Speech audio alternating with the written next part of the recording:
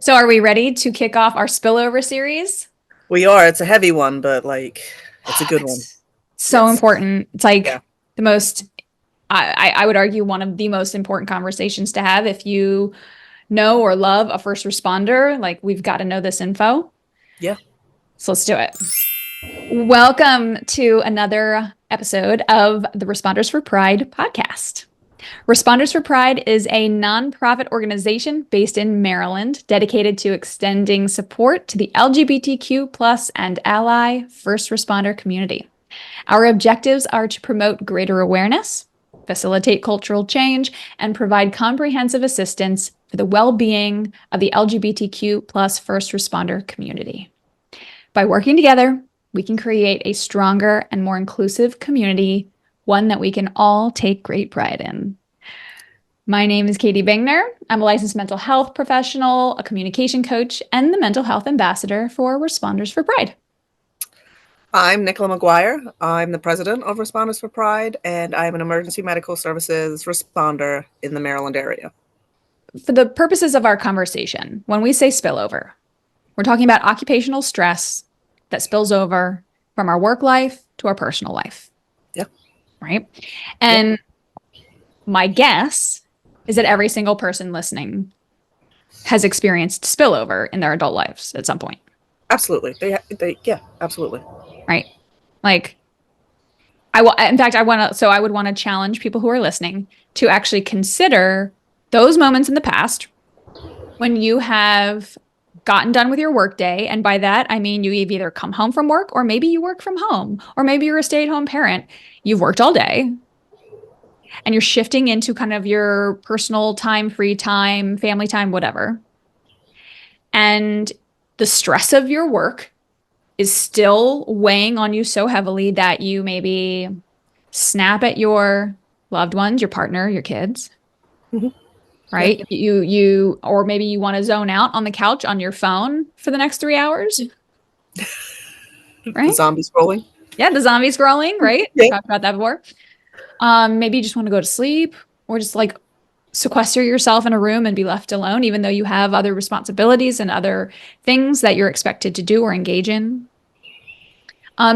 Maybe you have even used substances from time to time to numb or escape the overwhelm of your work, right? Like all these are common examples of the spillover that can occur for people.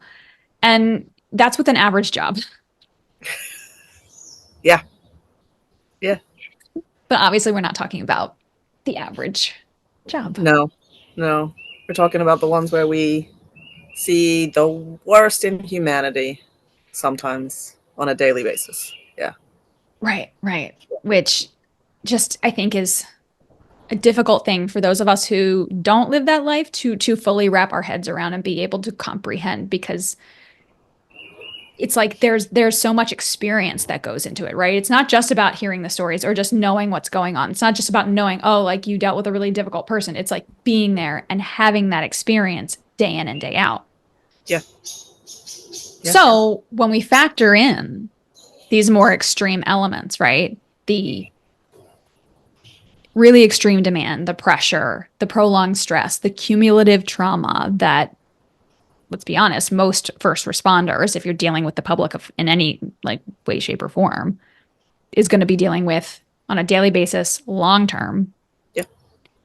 Then the spillover becomes more extreme. Absolutely. Yeah, absolutely. So I just want everybody to think about that. I just want us to like go into this conversation with that mindset of, this is something that pretty much all of us experience to some degree, but then also we need to account for like the level of extreme experience that our first responders have, and then proportion that spillover accordingly, right, so to speak. Yeah. Sometimes we might need a little bit extra. Yeah. Well, right. Like what I've come to learn is that because of the degree, right, of cumulative stress and cumulative trauma and the effects, there needs to be a very mindful preparation and understanding of what's happening that's causing this spillover to occur, and then preparation and planning. Yes.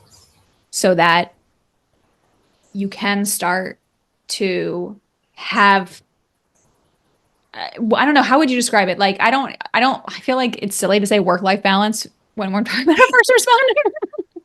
Because there is no work-life balance. Like, that just seems like, yeah, something to laugh at. So what would you describe it if someone is able to understand their spillover, work with it, plan around it, and kind of come to a really functional process that keeps them minimizing their spillover? Like, what would you call that? I don't even think it has a really good word, because I don't think we're not given the tools or the ability to manage that, right? So I don't think that there's an actual good word for it. I think for me, I've been in that spot where I was having a beer every night to be able to go to sleep, right? I was using substances to numb myself, and it was alcohol, and it was one every night.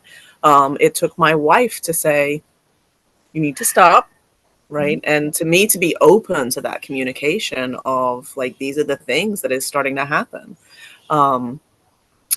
This was before we had children, so that made that a little bit easier with that.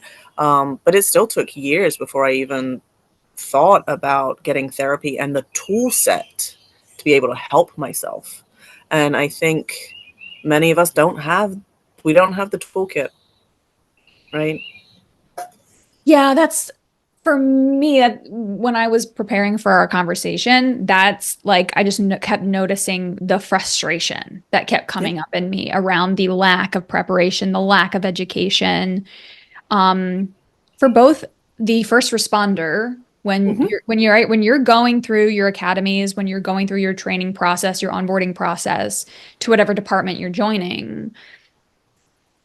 I think few and far between are you getting education around spillover, around the real implications of the mental health and emotional health changes that you're going to almost inevitably experience.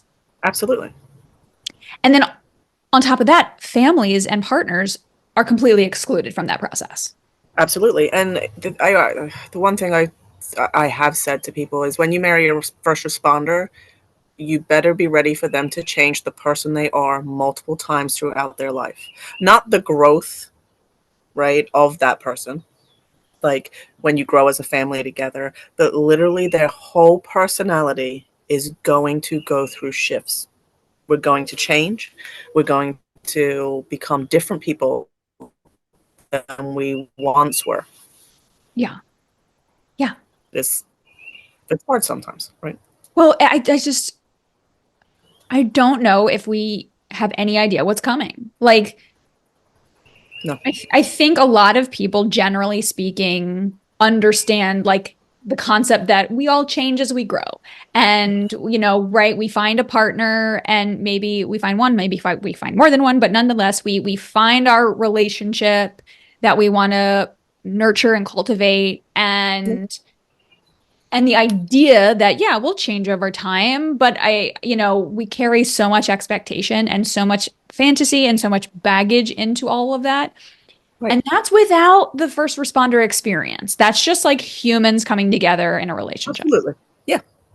Right.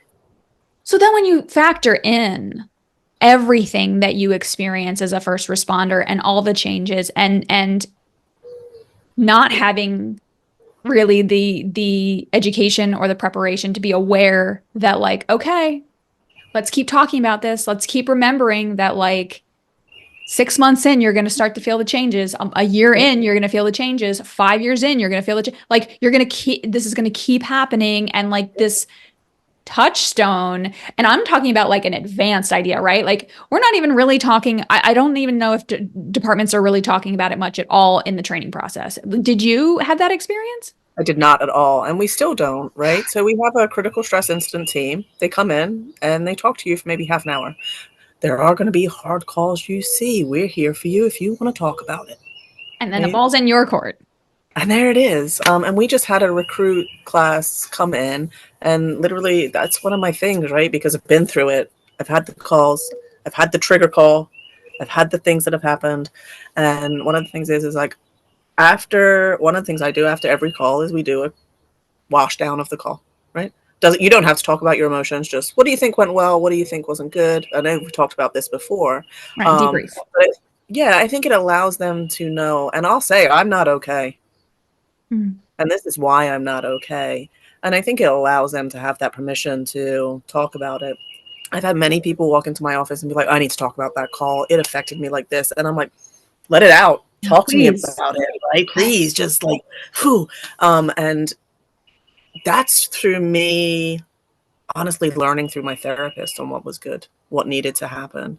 And that's only been a 2.5 year experience. I've been doing this for 17 years. Mm-hmm. 15 years before that, that whole 15 years. Like, I was one of those people that not cultivating a positive mental health behavior, but not embracing it Right. because of the stigma that goes against it. We still have that stigma, and yet we see some of the most horrible things. Mm-hmm. And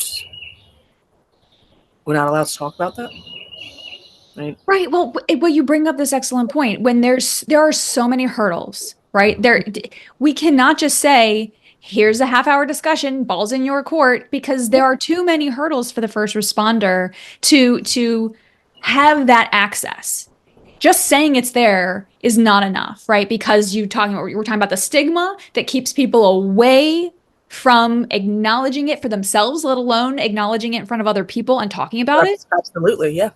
And then we have the lack of education and lack of resources, right? Of like even knowing what's going on or what to do about it. So when you have those two massive hurdles in your way, like we're not going to know what's happening when this cumulative effect occurs on your nervous system and in your body and in your mind that then leads to this inevitable spilling over into your life, and then the impact, like the detriment that I have heard and seen both firsthand and professionally, that the detriment to the families and to the individuals, everyone, and also I want to say the departments, and I think that I like if I could just talk right to the departments for a second, because it's like I get it, right? You always have to speak the language of the right, like what's motivating them. Most people are like, okay, we got to talk money because money is the bottom line and that's what people care about, right?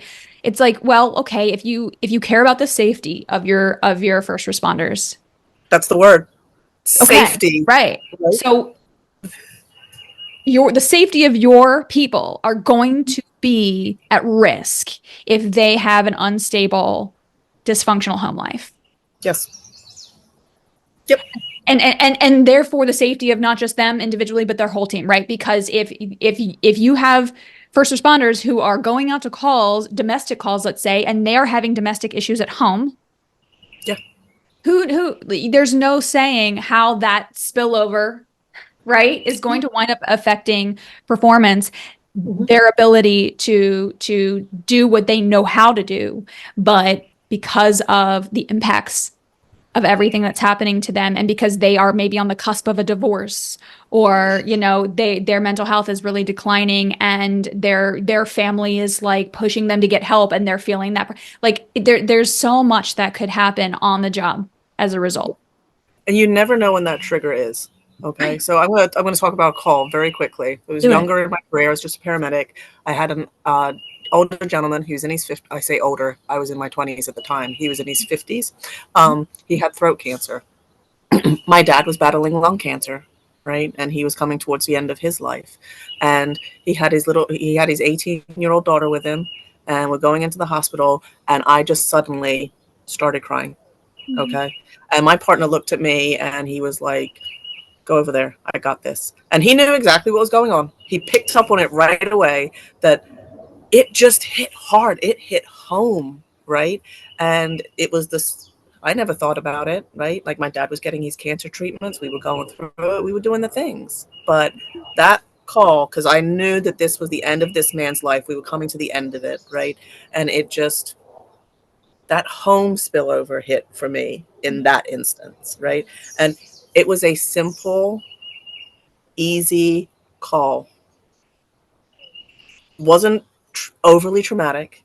So these incidents don't come from seeing just the worst either, right? It can come from something just as small as that that will just take you out, honestly. Took me out for a good hour or two. And then I had to, like, in my mind, right, we got done that call, I sucked all that back in, went about. Yeah, it affected me the rest of the day, right? And I don't think I've actually ever talked about that, right? But like we talking about this, that just, again, you never know when that trigger comes, right? Like, that just snapped in. Like, that's what happened that day. I'm so glad that you shared that story because it highlights that it highlights a lot of things, but one of the things that jumped out at me was that no matter how much a first responder wants to convince themselves that they are a controlled thinking, creature, right? Where it's just, yes, like we have our protocols and we will do our protocols Yes. and we will not allow these things to affect us. And it just is a reminder that you are a human and you are a living, breathing, feeling, experiencing person. And that happens on many, many levels internally. That happens not just in our thinking brain, it happens in our emotional brain, it happens in our survival brain. And we don't know the experiences that are going to activate a reaction internally. And that just highlights that it doesn't have, like you said, it doesn't have to be this extreme thing. That's what we think we have to prepare for all the time. All the time, right? It's the worst thing. We're going to see the worst things.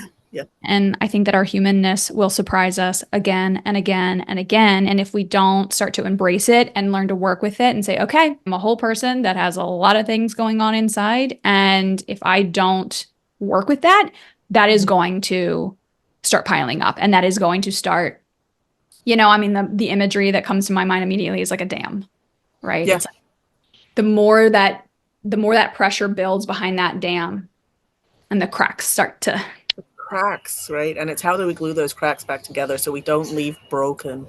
we've got to take care of it.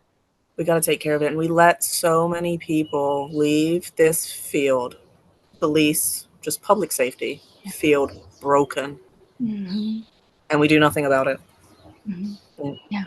It's I mean, that's why we go back to that talk on suicide. It was such a, that's where we go to, right? High numbers. Why is that? Because we don't have the toolkits. We're never given the toolkits. We're never given the resources in order to handle these things.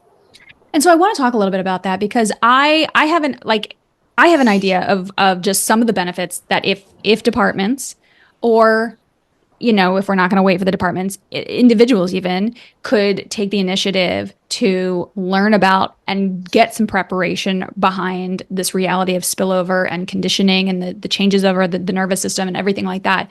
I have some ideas of what benefits could come from this, and I would also love to hear what you think in terms of how your life, how your department could be improved if there were just some additional touch points of education and resources available to your team. The first thing that I think about is retention. Yeah. So, I mean, if you want to keep your people on Yeah. the department, a great way to do that is to, right, like take care of them. I think we've gotten away from this whole, like, I'm very proud of myself. I got a good score on a recent paper. But one of the things that I learned from that is that holistic approach to taking care of people, right? Taking care of us as a whole, as a person. Again, whole, not leaving broken, right? When you start to take care of us as a whole, giving us the resources to be able to do that, to have them readily available, is it's it's got to be done. Yeah, you have annual training for all the other things. Right. My wife goes to the range, right? You have to go in for your, the standard trainings, right? Yep. Regularly. Why are we not just having more of that in play? And I don't know, maybe even some quality control in that regard, because Right. I know you're not, look, I get first responder audiences are they're a little bit hard. There's a I shell. like from a mental health perspective, like immediately I can see how like me coming in and talking about feelings and like self-care may be challenging, right? To hear, embrace whatever. But here's the thing. If you have people coming in, trainers coming in and being able to say, that's fine. That's fine. I'll meet anyone where they're at. Absolutely. If they don't want to hear it, that's fine. Hopefully we'll plant a seed today. Who Right. knows when they'll need it? Who knows when they'll use it, if ever? But at least we are doing our part to provide this care and this scaffolding to Yes. the team. Yeah. And that's not there right now, not sufficiently, in my opinion, or it sounds like in yours. And I think probably across the world that's not there, No, yeah. right? Like this is just Yeah, like not a part of how we operate as people typically. correct. Yeah, yeah. So Especially, unlocking feelings is a big one, right? So I recently did EMDR. EMDR is one of my psychotherapy treatments that I do, and we were trying to unlock why I try to suppress all my feelings. Well, then the floodgates opened, and I was like, I can't do this. Like, and, and like so, and then I had a very bad call, and then I went into disassociation mode again, right? And I'm just, this is where I'm at. And again, I've been given the tools. I talk to somebody regularly, and I still do this. Mhm. Right. So the stress on the system of the people who are not getting the support, who don't Right. know what's happening. And then that's like, again, that I keep coming back to just for starting out this conversation, right? There's so much that we can get into. But first and foremost, if you don't know what spillover is, if you don't know what is actually happening inside of you, there are so many implications for then how that's going to spill over into your personal life and how that's going to affect relationships. I know some of the research that's out there, there's not a ton, shocking, but some of the research that I found, it was specific to law enforcement relationships, but I think it's probably fairly applicable across the board of first responder professions. But it basically said that career demands and spillover specifically were significant predictors of marital functioning, Yeah. and specifically when it came to negative consequences regarding communication and emotional regulation. And so, what that means is that there's this strong, at least, correlation when it comes to the demands and the spillover of the job, and then how couples are communicating and how the and when I say emotional regulation, I'm not just talking about the first responder, but I do think that that's probably where our mind goes first, right? Is like struggle to regulate because shifting from safe home life to unsafe work life is like it's like if you were to right it's like if you were to be a soldier deployed at war Yeah. and you went to the war zone during the day and then you came home at night. It's like, Yeah. No, no, it no. doesn't match. Our Right. nervous system does not just turn on and off like that, which is, by the way, one of the reasons why a lot of soldiers will keep deploying. Right. Because it's Right. still on. Right. And it It's feels a real, wrong to come yeah. home where it's safe. Right. It feels bad. Yeah. Right. Your nervous system is reacting to cars backfiring. Your nervous system is saying don't trust anyone around you, and everyone around you saying relax. What's wrong? Okay, back from some technical difficulties and continuing our conversation. Yes. I think where Yes. we last left off, I was talking about how another good example of really trying to understand this like really significant change in the nervous system is soldiers who go to war and come back and feel completely out of place. In fact, can feel even more unsafe in a safe place because their nervous system is so wired now for and conditioned for uh, perceiving threat Right. that you can feel. I mean, imagine that. Like, right? Imagine as scary as it would be for me to go to war, that would be terrifying. I would feel completely out of place. I wouldn't know what to do. And for a lot of people coming back from war or having experienced war, a similar experience, but in reverse. And Right. I think it's hard for a lot of people to comprehend because the idea is, well, but you're safe, but here is safe. And so your nervous system should just acclimate and just know that. Could you settle, please? So cute. But Chandler has much to say. Yeah, I mean, you expect that home life to be safe, right? But it not always feels that way. Um, for I think for many first responders, it's see problem, fix problem, right? So when we see problem, we go in fix mode, and fix mode isn't always communication, kind, gentle approaches to things, Yeah, and right? And we can't fix our emotions. no, and I think that's where I notice I snap a lot or become agitated a lot is often when there's a problem at hand. um, Everybody has their opinion on things, right? But in my setting, it's like these are the protocols. This is what we're doing. This is how we fix things, right? Yep, I'm in Um, charge. I'm gonna get this shit under control. that's exactly it, right? Like, yeah, this is what we're doing. And when we're at home and there's a problem, right? Like, let's just say I'm having a problem with the kids. Like, my wife and I should communicate through that problem. Where I know that sometimes, and I'm take fault in it, is I'm like, no, this is what we're doing, right? No, this is what we're doing. Um, I mean, and she's a teacher and she deals with 25 kids at one point. I should probably take her opinion into matter of these things, right? So I think, like, in just that little bit of, Mhm. right, not at a high level of stress, like, I know that that snapping, that agitation can come into play. Yeah. Yeah. Yeah. It over and over, as many ways as we can, highlight how these changes internally show up and will show up and can show up. And, you know, we had started talking about, I had mentioned like retention, right? Like if departments want to keep people on, if they want to keep people well, then investing in more education from the start and also throughout careers around checking in about spillover, educating about spillover, touching base, be like, this is what spillover is. What how's it going? What's Yeah. happening at home, right? That I don't think it would require that much. And I think it There's would so go a many long just way. self checklists too, right?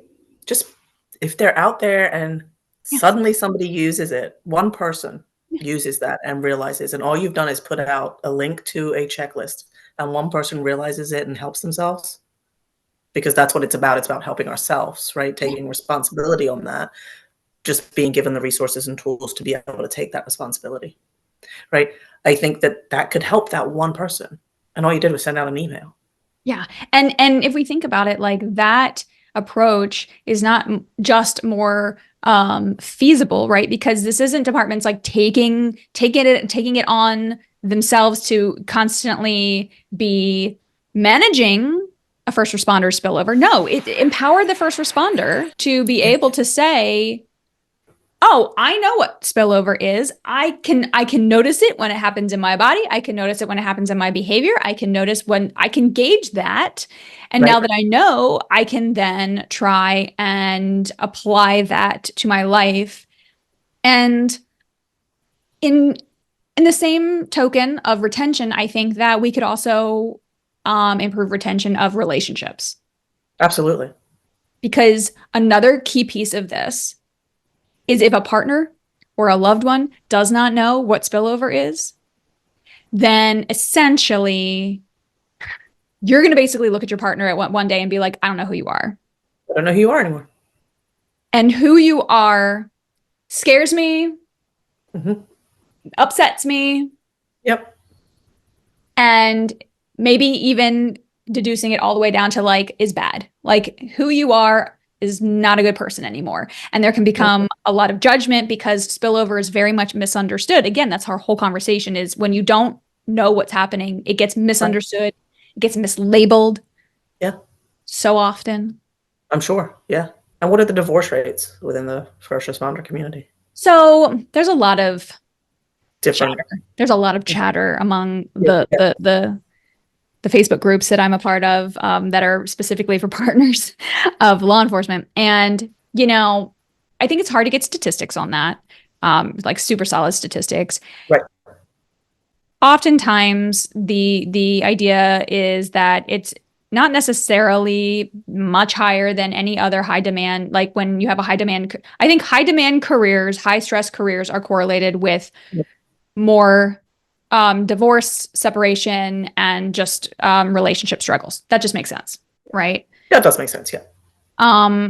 But at the end of the day, it's like if you when we have no basis to understand how on our end, on the family end, on the home front, we'll need to adjust too. Expectations will need to be adjusted, Yeah. right? Like we're going to need to be open to the changes that we're all trying to make to try and keep the relationship stable, healthy, functioning, and also, like good and meaningful and, like the whole reason we have relationships, right? Like the good stuff. Right. Yeah. But if The we good have no, stuff. yeah, but if we have no idea, I can't tell you how many people have asked me, like, what's the correlation between, well, and they don't say correlation, but like they're basically saying, like, how many cops are narcissists? I've had that question asked to me a lot. And I'm like, well, that is a big question. But without going into that, maybe we can do that in a different conversation, maybe in another episode. But like, without going into that, the thing that I want to highlight is like, this is a common way that first responders, law enforcement in particular, will be judged and labeled inaccurately because the spillover starts looking like traits of a narcissist. Like narcissism. Yeah. Yeah. Okay. Yeah. And so what happens a lot of I can times, see like, that. I yeah, can see and how, like, yeah, I mean, right, like the authority, yeah. the need to control the situation, right? And it can just a lot of it again, it can just be really misconstrued. If nobody's understanding what's actually happening, then where does that leave the relationship, right? Where does that leave how you see each other? And it's Right. just Especially when you're seeing each other as not not who you married, not who you got in that relationship for, because everything's just changed. Right? Like how do we manage that? what are your thoughts about basically kind of like this train wreck of miscommunication that can wind up happening where if no one's aware of the physiological changes, the emotional changes, what winds up then happening to the relationships we have at home from the first responder perspective? So if, I feel like if there is no change, we're going to continue down the path of losing who we are, right? Losing who we are as a person, changing. Again, I've said that we change multiple times throughout our career into this person that we might not like anymore. Mm. Um, Changing into something that your family doesn't notice anymore, not even just with your loved ones, right? We talk about the life at home, but how is your relationship with your siblings, your mom, your dad? Like, how is that relationship and what does that look like? And that changes too. I think without the tools, we truly lose who we are. Mm. I totally see what you're saying. Um, when my wife was dealing with her PTSD, um, I saw a lot of that, in her struggle and in her journey for recovery is like when we start to lose who we have known ourselves to be. But then also there's like there's also at the same time there seems to be a replacement of identity too. So it's like we lose touch with who we are individually perhaps or who we've known ourselves Yeah. to be. But then there's kind of this career-driven identity that starts to take fill in the space. And something that I've Yeah. heard a lot about Yeah. and Absolutely. is something I've heard a lot about is the development of the like the us them mentality. And so, we talk a lot, we've been talking a lot about like how partners then perceive the spillover and how partners start to label and judge their first responder, right? As like changed and like in a bad way, but there's Yeah. also on the other side of it, right? Like first responders start to see their family and their partners in a negative way too sometimes. And there's like an us then mentality of like, you're never going to get it. Only my crew, only my team. Like that's starting to become my family. These are, and that's a part of why extramarital affairs and infidelity can start to brew, I think, in that as well. Yeah, I think we also don't, well, me personally, I can't say we, because I can't talk for everybody. But I feel that when we have those calls, we don't want to talk to our loved ones about them, right? When we have those moments where we're coming together as a team because of what just happened, right? We don't want to put that burden on somebody else. I remember in one of your conversations, you were like, what's the thing that I can't even remember what the conversation was because you put so many good ones out there. But when people ask me, what's the worst thing you see? Right? I'm reliving my nightmare. I don't want to give my spouse those nightmares. Mhm. I don't want to give them the images of the things that we see, that we go through, that we do. And I think that that is something that we need to be able to communicate better with our spouses, right? Instead of telling them all the details. I had a very bad call. It had to do with this. I'm triggered by it. I don't want to talk about the call, but this is how it made me feel. I think could go that extra step further into that communication of, and again, that's where we lose everything, right? Is communication. Mm. Are you talking about vicarious trauma, secondary trauma? Is that what you are That was referencing? one. Yes. Yes. Yeah. Yeah. Yeah, I think there's so much that plays into the idea that a first responder, the kind of the hero protector mentality of a first responder and how that can play out at home in the sense of like, I have to carry all this pain and all this heartache and horror to protect my loved ones. And the unfortunate side effect of that is that your loved ones are going to be impacted by it in a different way, and Yeah. that means that they're gonna have to then cope with the level of spillover and the level of trauma that you're then going to endure Mhm. by carrying all that by yourself. Yes. I think if you Yes. ask most partners, they will willingly come up with a like you said, they will willingly collaborate on a way to communicate about these difficult things that feels mutually respectful, mutually protective, but supportive. Yeah. Yeah. And again, it's being able to open that toolkit and Mhm. pull that one out. And when you don't have that sitting next to you or like in your brain, right? Um, and I mean, a lot of us work with file cabinets in our brain of the things where we're at. Like, let's pull this one forward, put that one back.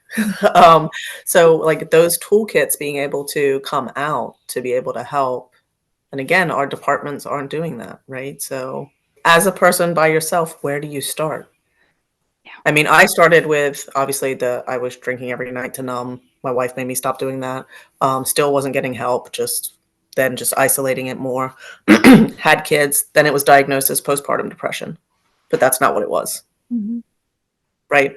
And then to go forward onto that is to where I am now, onto my PTSD recovery journey. Again, it took honestly the loving support of my wife and my mom and people saying, you might need to start talking to somebody, right? And to get that toolkit. But where would I have started if I had no idea? Mhm. Where would I have started if I didn't have that honest support? And you sit there and you talk about that broken connection at home. You're not going to have that. I got lucky. Mhm. I got very lucky. And a lot of people aren't lucky. A Mhm. lot of people don't have it. Yeah. Yeah.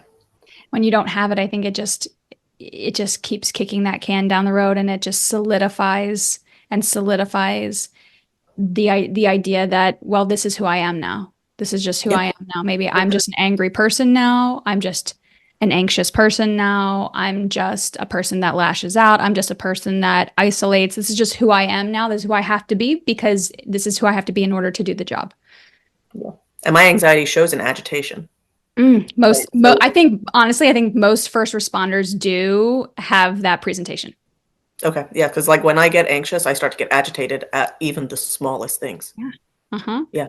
Because Yep. fear, it makes sense, right? Fear would be triggering, and fear is not when we talk about the conditioning element, right? It's like you are conditioned to not get close to your fear, Right. right? To distance from the fear, right? Yeah. Literally, because I love metaphors and analogies, and like the burning building metaphor, right? It's like when everyone is running away from the burning building, when everyone's running away from the gunshots, who's running toward it? Right? There has to be a fundamental reconditioning of an individual's nervous system Yeah. in order to do the exact opposite of what we are wired to do as humans. Yes. Yeah. You know, Yeah. I just want people to think about that. I really want to encourage people to stop and think about the reality of that, because that is not, I think what a lot of people assume is it's like a cognitive choice. Oh, I'm going to be a hero and I'm going to run toward the danger. No, We don't have an on-off switch. no, yeah, it's a conditioning of the nervous system. It is a process of over and over and over again experiencing danger at such extreme levels that things like habituation start to occur, where you start to feel like the extremes are normal, and therefore that teaches your nervous system to react less to situations that most nervous systems would be like, oh hell no, we got to get the hell out of here. Yeah. You And we know? catastrophize everything. Mhm. Right. Like we're like, oh, this could do this, but it's going to be fine. Right.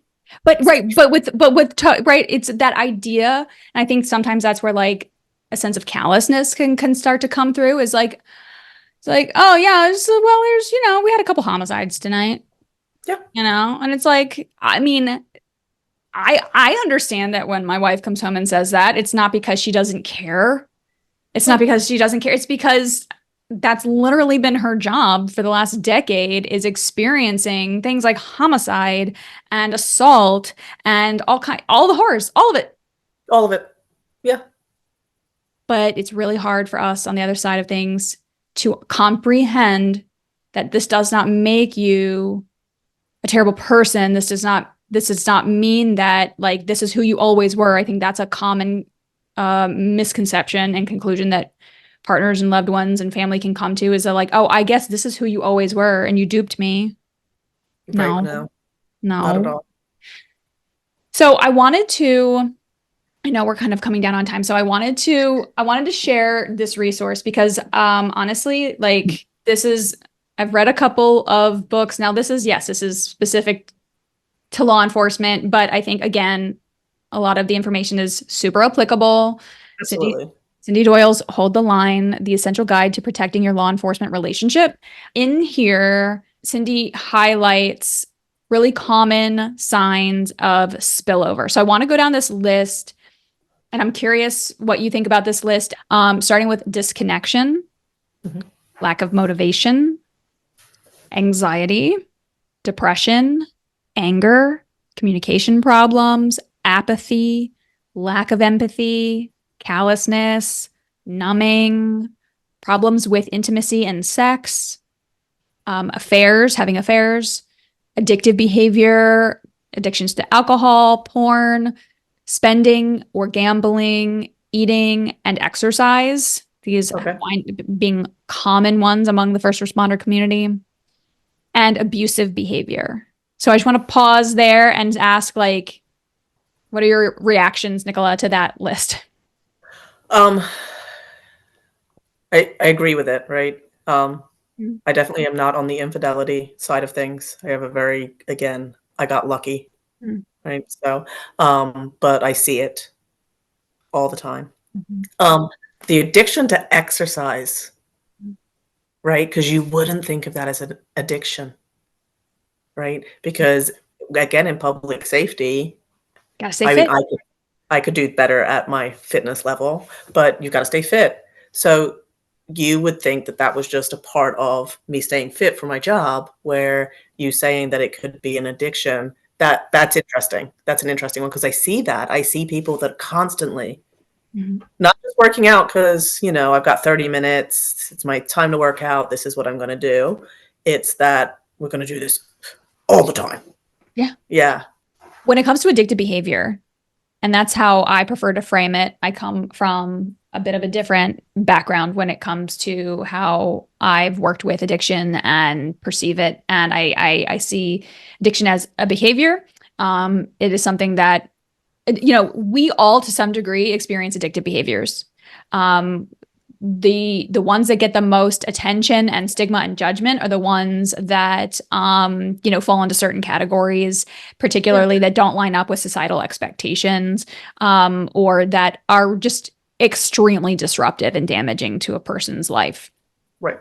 But yeah, so if you are thinking about this in this way, it's kind of like, okay, so how do I determine if my exercise is like an addiction or I'm just doing it for my job because it's like, same.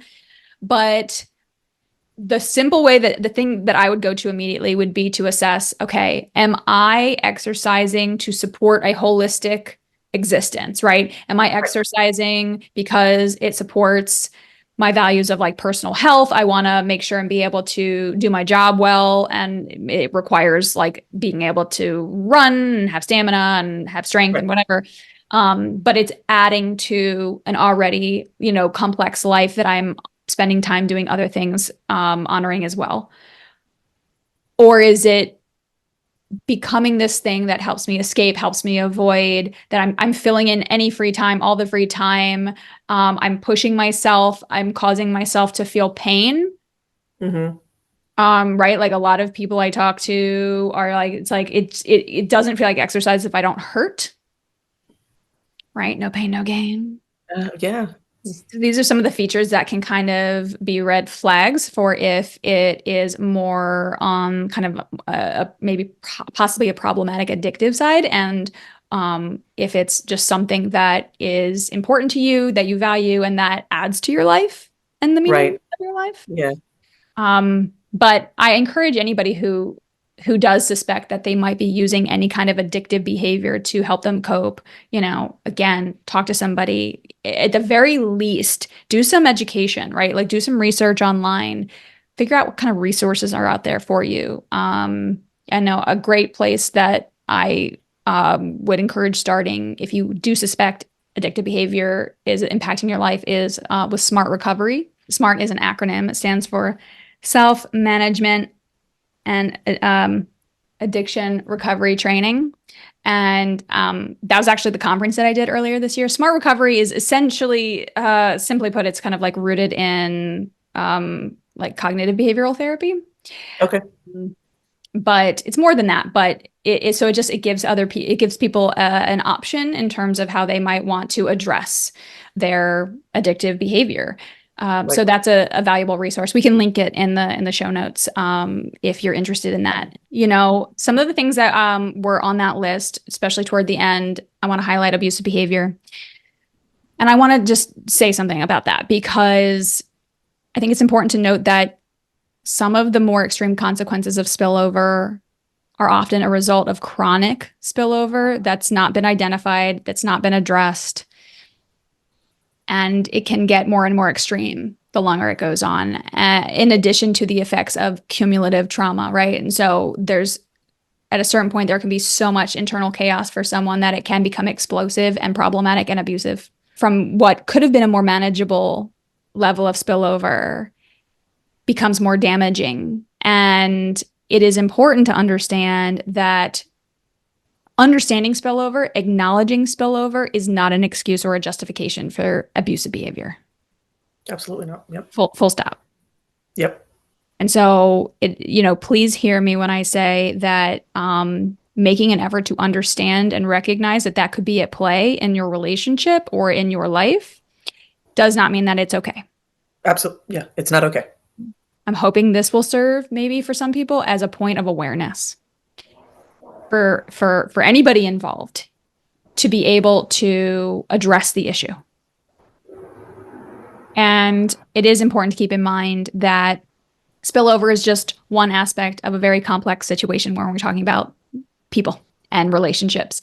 And so just because spillover can be part of the problem, it does not mean it's the only problem that is potentially existing in the relationship or in your life.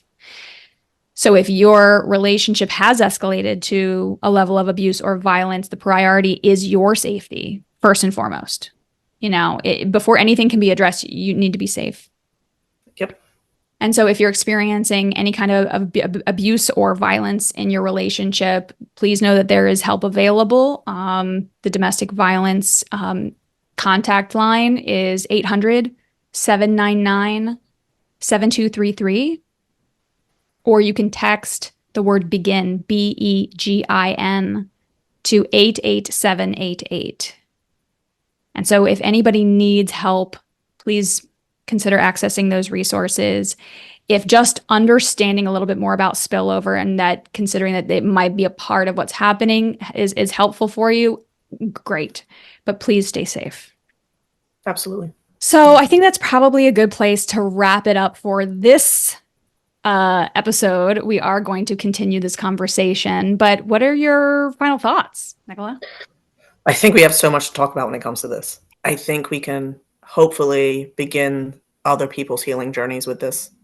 And other resources we have is if you have an anonymous question, we have an anonymous question section on our Responders for Pride page. Please fill that out. If you want to remain anonymous, we can work together in getting you that information. You can always email us too. So before we wrap up, what's Responders for Pride got going on right now? Oh, Pride Month is kicking off, and it isn't the only time we do things, but it is a time where we do lots of things. Yes, yes. We have our first official drag brunch fundraiser coming up on June 15th. So excited. So excited. Please get your tickets. They're available at the Absolutely Dragulous website. It's going to be through Eventbrite that they do those tickets. Proceeds come to us and allow us to continue that mission of getting that awareness and out and hopefully the cultural change within the first responder community. Yes, we're doing it. If you're interested in connecting with me, Katie, you can find basically all the information you need at my website, katiebingner.com. If you are interested in learning about the skills and the tools and getting support for better communication, please consider joining my Facebook group. It is free and full of free resources. It's called Communication Skills for Connection. And you can also find me at Katie B Coaching on Instagram. All right. Well, until next time. Yeah. I don't have a catchphrase yet. We're working on it. We're working on the catchphrase. Peace out. Yeah. Peace out. Bye, everybody. Bye. Should we have like a little catchphrase or an outro? I mean, I think it would be awesome if we did. I don't know what it is yet. I don't know what it is yet either.